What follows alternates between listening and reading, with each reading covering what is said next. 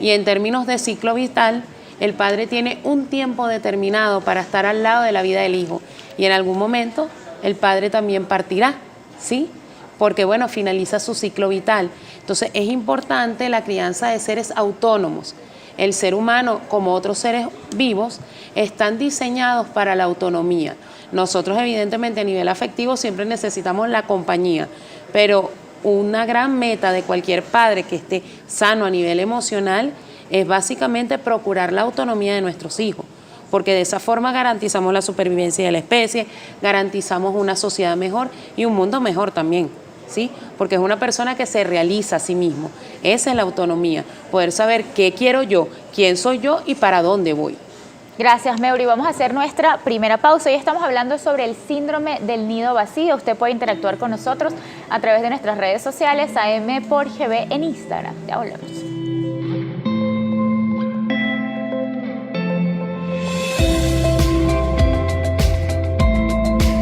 Sus hijos se van de casa.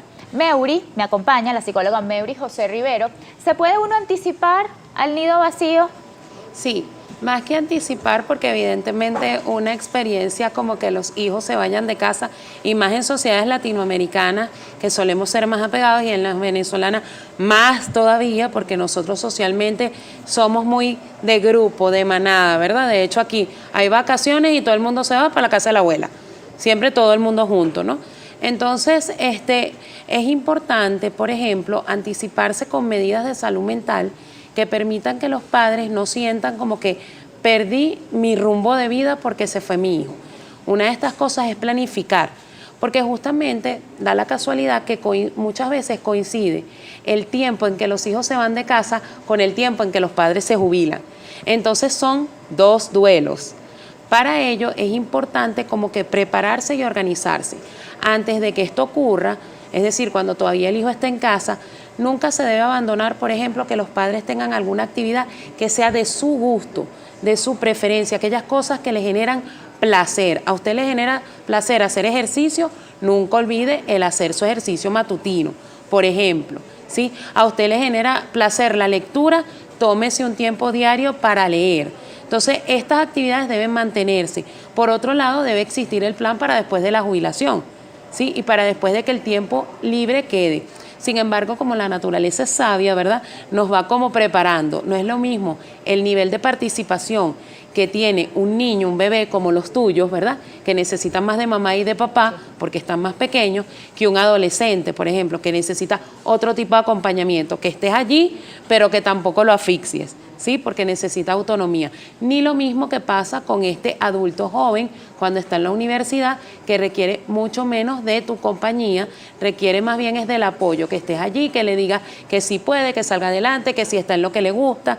Entonces la naturaleza nos va como anticipando a prepararnos. Sin embargo, antes de eso es importante mantener la actividad que nos gusta, tener el tiempo de dedicación para nosotros, mantener el contacto con amigos que estén pasando por la misma situación.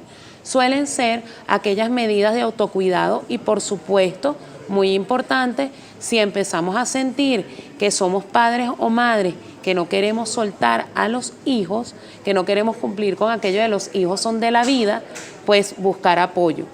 Meury, quiero invitarte a ti y a nuestros televidentes a escuchar un testimonio. Ella es la señora Marieli Lascano y ha experimentado el síndrome del nido vacío. Mi nombre es Marieli Lascano y voy a contar mi experiencia desde ese momento y ese concepto que tienen cuando es el vacío del nido.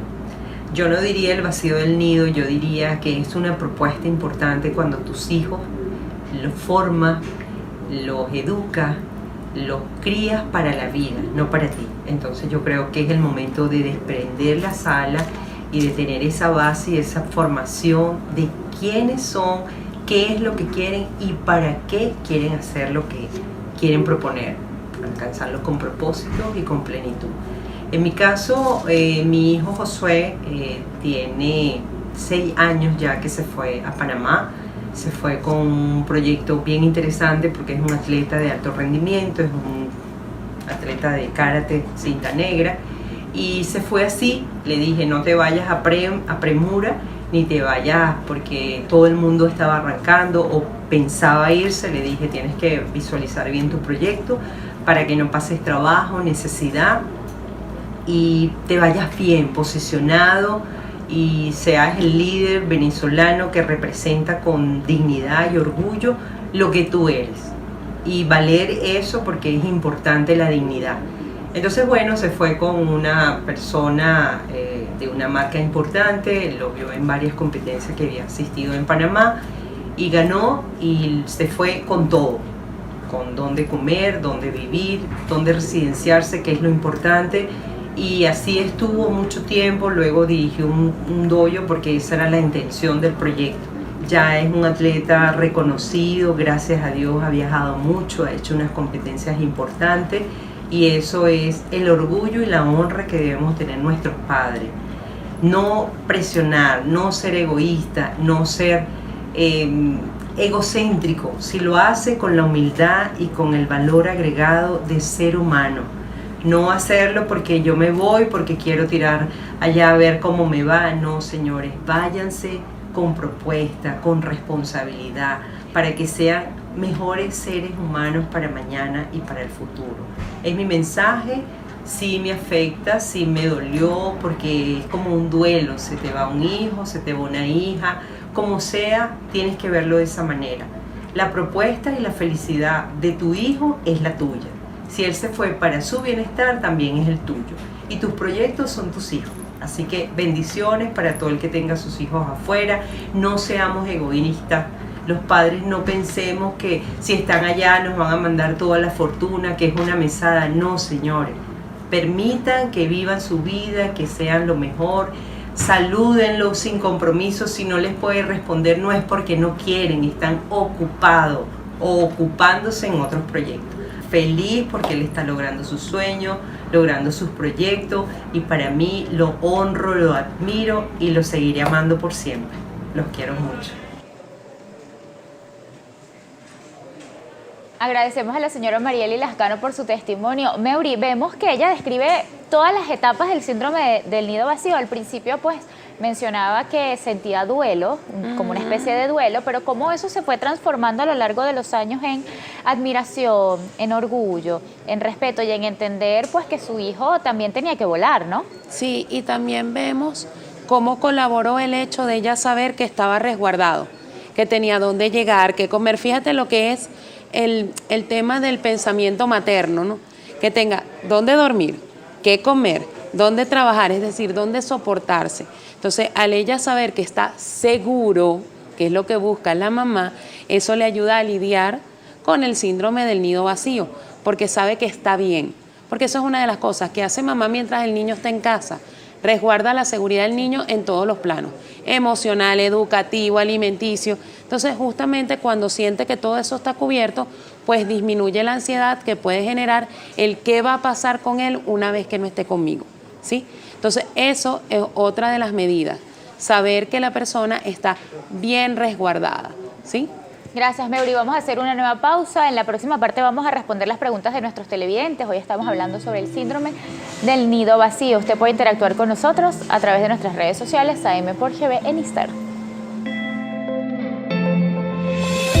A Meury José Rivero, psicóloga.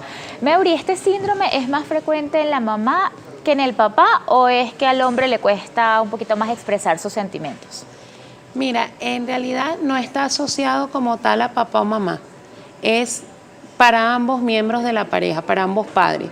Sin embargo, recordemos que socialmente siempre al hombre se le ha atribuido la fortaleza, el que tienen que formar a los hijos para la independencia, mientras que mamá es más el rol protector, cuidador. Entonces, por eso siempre que se piensa en nido vacío, se cree que es nada más la mamá que está sufriendo, pero no. Los padres también sufren, ¿no? Y los padres también sienten esa incomodidad. Dígame, sobre todo los papás, cuando tienen una hija niña y esta hija les presenta al novio. Ya ahí empiezan a sudar frío porque dicen en cualquier momento este amor se consolida y se lleva a mi niña de 25, 26, 28 o 30 años, pero es su niña. Eso te quería preguntar, ¿es igual si se va la hija que el hijo? Exactamente igual, ¿sí? Lo único es que dependiendo del grado de ciertas creencias contextuales, lo que se maneja con mayor facilidad es cómo aceptarlo. Okay. A veces hay culturas en las que están más preparados mentalmente para que el hombre se vaya de casa, porque eso es lo que los hace hombres, que a que la chica sea la que se vaya de casa, ¿sí?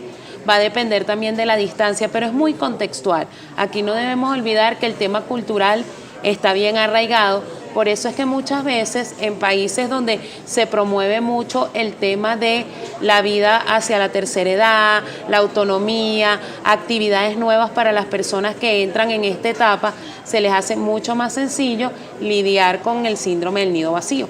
Pudiera verse también como una etapa de reencuentro para estos padres, esta pareja que se queda sola en casa. Totalmente, totalmente, y es un momento para reformularse también como pareja. ¿Cuáles son los proyectos? Muchas parejas están muy dedicadas a la crianza de los hijos y esto les brinda oportunidad para consolidar sueños. Hay parejas que han montado negocios después de que los hijos se van de casa, que se han dedicado, por ejemplo, a viajar y a conocer lugares juntos que tenían como sueño o proyecto, pero que de repente no eran del interés de sus hijos o no se los permitían las ocupaciones o las actividades extracurriculares que tenían sus hijos. Entonces se dedican, una vez que los hijos se van de casa, se dedican a cumplir eso. ¿Cómo podemos como hijos ayudar a nuestros padres a transitar por este nido vacío? ¿Cómo podemos hacer nuestra ausencia más llevadera? No hacer una ausencia definitiva, Okay. Que la ausencia sea física y no emocional. El mensajito de buenos días, eso ayuda mucho, la llamada, el preguntarle cómo estás, cómo te sientes.